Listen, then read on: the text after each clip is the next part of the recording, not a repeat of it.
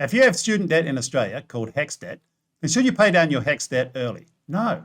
There's always a better way of using your savings than paying down your HECS debt early. What about if you have children who have HECS debt? Should you help them by paying down their HECS debt early? No. There's always a better way of helping them than paying down HECS early. Look, paying down debt is a form of investment. It's a way of using your savings. And the return that you get on the investment of paying down your HECS debt is a real after-tax return of zero. That is an inflation-adjusted after-tax return of zero. Now, you can do a lot better than that in other investments. Let me show you with an example in this video.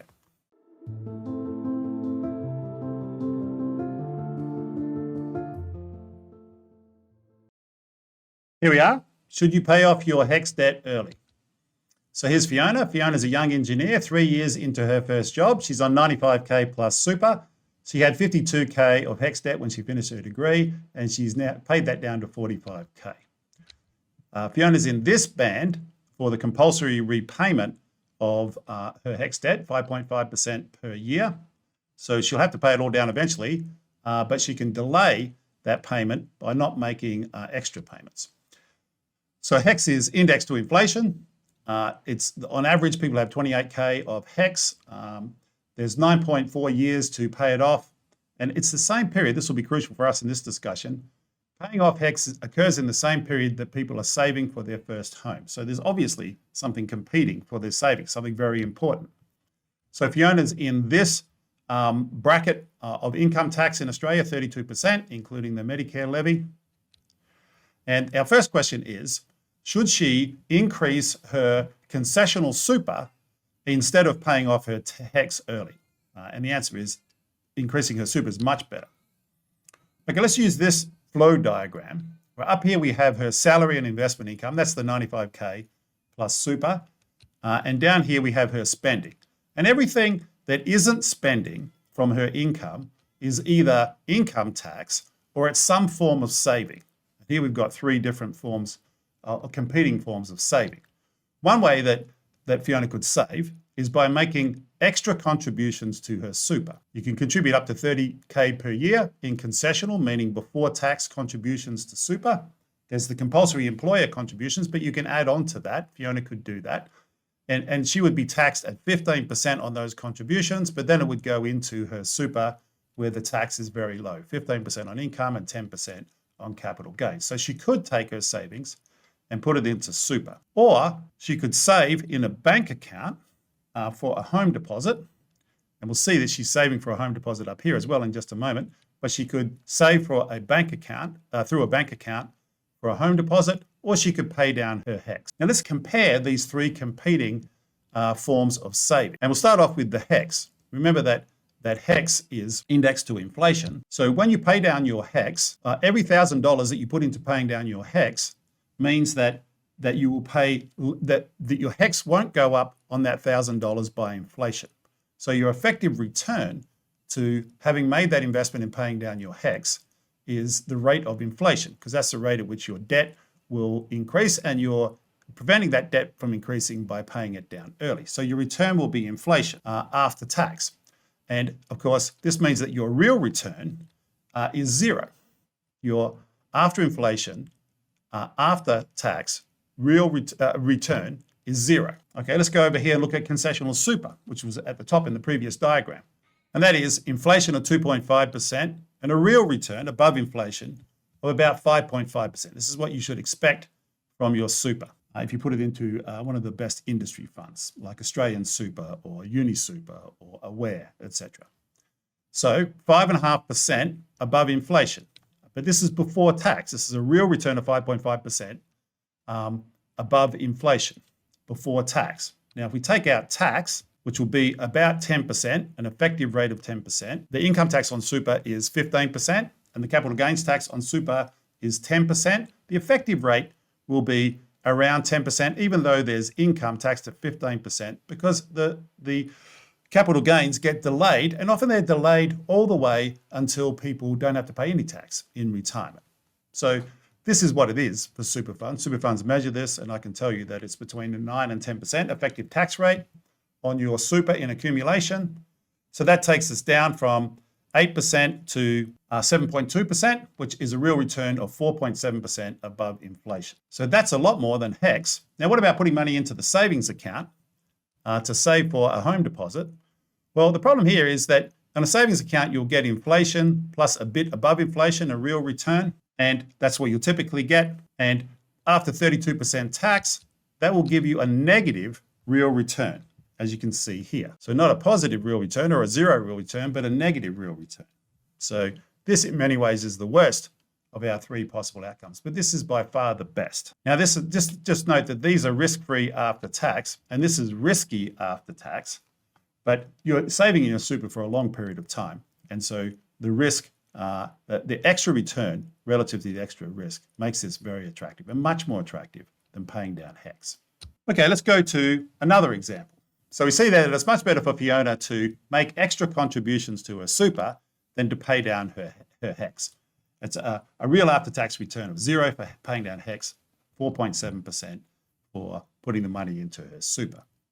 Now, what about the First Home Super Saver Scheme? We should have a look at that and remind ourselves of how useful it can be to put money into concessional super when you're saving for a home. Here we are, First Home Super Saver Scheme versus paying off HECS. So instead of paying down her HECS, Fiona could use the First Home Super Saver Scheme. Let me just remind you of the First Home Super Saver Scheme.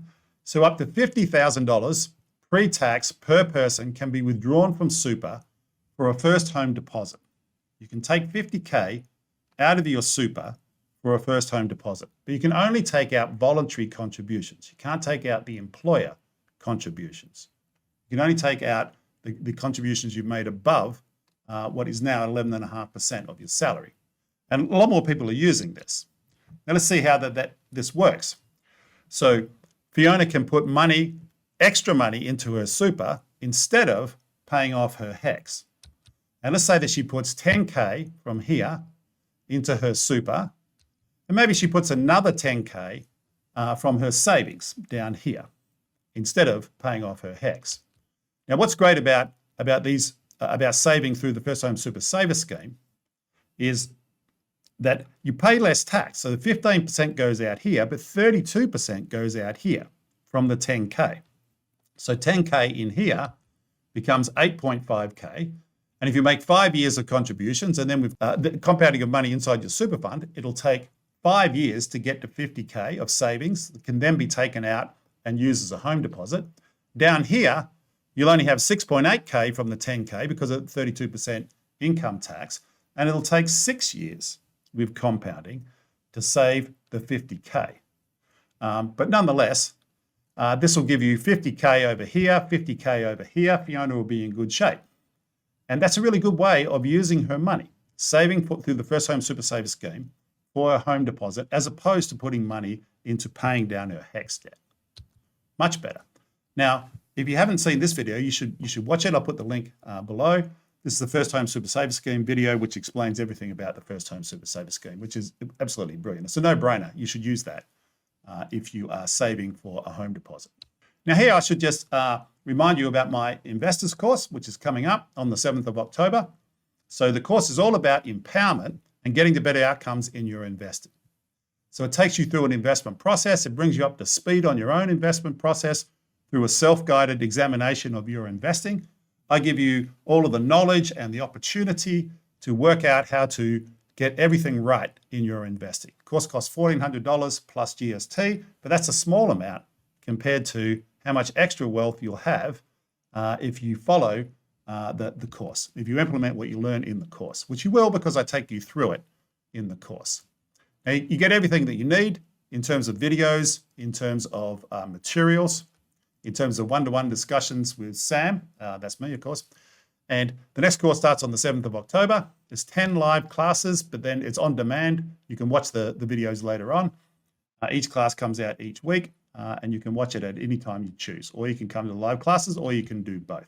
So go to whittlestone.com.au to enroll. Again, it starts on the 7th of October, and places are limited.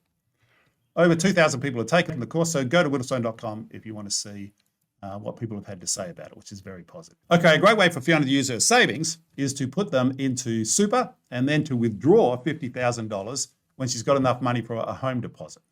And that's a much better way of using her savings and then paying down her HECS. Now let's move on a bit in our example and let's see that Fiona has now purchased a house. And is it better for her to pay down her mortgage or to pay down her HECS? Both of those are paying down of debt. They're both a form of saving. They're therefore a form of investment. But which one will give her the better return? Let's have a look. Here we are, paying down mortgage versus paying off HECS. So now Fiona's 27. We moved on a couple of years. She's making more money. She's paid down her HECS through compulsory payments. And she's bought an apartment, and she's got $600,000 of debt on the apartment. And let's have a look at whether she should be paying off her HECS or paying off her mortgage. Now, let me just point this out to you before we go on here, so we'll need it in a minute, is that $1,000 down here after tax, after income tax, is the same as 1,471 up here. 1,471 turns into 1,000 down here. So Fiona can have a 1,471 and put it in here, or she can have $1,000 down here and use it to pay off to pay down the debt in her home, to build up her equity and to pay off the debt. These are interest payments. This is the principal payment on the debt on her apartment. Now, she could alternatively use the HECS. So we're thinking pay down your HECS debt or pay down your mortgage debt. So what we saw previously was the return to putting money into her super versus HECS versus putting money into a savings account. And here we have if she pays down her mortgage, then it will save her interest payments in the future. And those interest payments will be inflation plus a real component plus the bank spread. So inflation of about 2.5%, plus a real interest rate of about 1%, plus a bank spread of about 1.8%. And so we should compare that. These are all risk-free, and this is risky. But on an after-tax basis, this is quite a lot more. But we can see that she'll get 7.2% here in super. That's what she should expect to get. After tax, 5.3% in her mortgage, 2.3% down here, less than inflation, and just inflation in HECS. And so one of these is the thing that she should do. Fiona should either pay down the debt on her mortgage, or she should pay down her mortgage, or she should make extra contributions to super.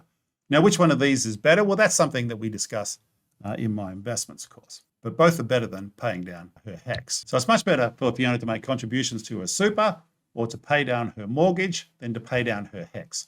Now let's switch the focus to Fiona's parents. Let's imagine that Fiona's parents want to help her and they think, well, should we help Fiona by paying off her HECS? A lot of parents do think that. That's not a good idea.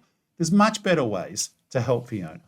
Give her the money and let her pay off her mortgage or put extra money into super rather than paying down her HECS. Either of those is going to be a lot better. And we can see that here, of course. Parents put $1,000 in here. So Fiona could simply use more of this money up here to go into her super and use the $1,000 for her spending. So if her parents give her the $1,000, she can redirect 1,471 in here. That may well be the best thing for Fiona to do. Or she could use the $1,000 to pay down her mortgage. Either would be better than paying off her HECS. Okay, one last comment here, and that is about the reversibility of paying down your HECS. Now, what if Fiona decided to leave the workforce and to take a new lifestyle, okay, and that she never makes a lot of money? Then if she pays down her HECS and then doesn't make a lot of money after that, there's no way of getting the HECS back. So it's irreversible. Okay? You always need to be careful about irreversible decisions. Here's what I mean. Fiona is here at the moment, but imagine Fiona decided on a change in lifestyle and she made a lower income here. If she wouldn't ever have to pay off her HECS.